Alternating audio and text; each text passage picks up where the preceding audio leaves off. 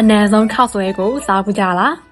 အားလုံးပဲမင်္ဂလာပါရှင်ဂွန်ဗလော့ကနေပြန်လဲကြိုဆိုလိုက်ပါတယ်ဒီနေ့ဂွန်စားပြမှာကတော့ကမ္ဘာအနံဆုံးလို့သတ်မှတ်ခံရတဲ့ခရူးခောက်ဆွဲပဲဖြစ်ပါတယ်ခရူးခောက်ဆွဲနဲ့အတူတွဲစားဖို့ကြက်ဥမွေကြောကျွတ်ရွတ်လေးကိုလည်းမှာထားပါတယ်သူကဒွင်းရင်းသီးလိုမျိုးပဲကြိုက်တဲ့သူအတွက်ကအရန်မွေးပြီးတော့မကြိုက်တဲ့သူအတွက်ဆိုရင်တော်တော်ကြီးကိုနန်းတာပါဘာလို့နန်းတယ်လို့ပြောရလဲဆိုတော့မြင့်ချင်ပါလို့ပါဂွန်တို့အေရှားတွေအတွက်ကတော့မြင့်ချင်တဲ့ရင်းနှီးပြီးသားဆိုပေမဲ့အနောက်နိုင်ငံတွေအတွက်ကတော့အစိမ့်သက်ကြီးဖြစ်နေပါတယ်အနံပြင်းနဲ့နန်းတယ်ဆိုပြီးမခံနိုင်ကြတဲ့လူတွေများပါတယ်ထူးဆန်းတာကလော့စ်ဖန်ခရူးခောက်ဆွဲဆိုပေမဲ့ခရူးကိုတွေ့ရမှာမဟုတ်ပါဘူးဘာလို့လဲဆိုတော့ခရူးကိုပြုတ်ပြီးရှားလာတဲ့အရှင်နဲ့ခောက်ဆွဲချက်ထားလို့ပါသူ့ရဲ့ခရူးခောက်ဆွဲလော့စ်ဖန်ဖြစ်ပေါ်လာပုံကလည်းစိတ်ဝင်စားဖို့ကောင်းပါတယ်1980-80ဝန်းကျင်ကတရုတ်ပြည်လီယိုကျုံမြို့ဟာစမုမြို့တော်ဖြစ်နေခဲ့ပြီးအလုပ်သမားတွေညဘက်အလုပ်လုပ်တဲ့သူတွေနဲ့ကျောင်းသားတွေများပါတယ်ညဘက်ညနေတဲ့အချိန်တွေမှာအဲ့အလုပ်သမားတွေက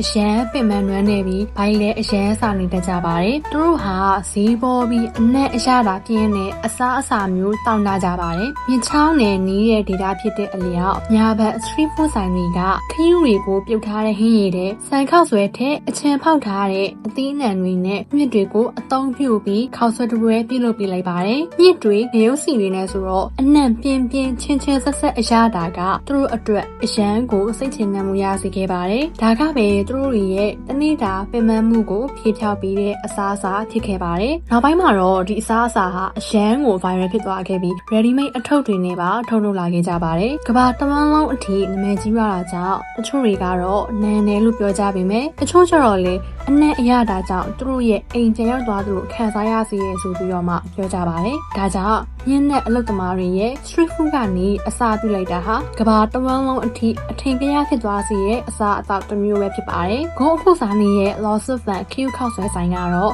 69လေးတစ်လေးနှစ်ကြားမှာရှိတဲ့ high loss ရဲ့အဆိုင်ပါပါကဲယူတို့ရောခရူးခောက်ဆွဲကိုကြိုက်တဲ့အဖွဲကလားအနံ့မခံနိုင်တဲ့အဖွဲကလား comment မှာပြောခဲ့ပေးကြပါဦးနော် vlog လေးကိုအဆုံးထိကြည့်ပေးရတဲ့အတွက်လည်းအားလုံးကိုကျေးဇူးများတင်ပါတယ်နောက် vlog တွေမှာပြန်တွေ့ကြမယ်နော်အားလုံးပဲ bye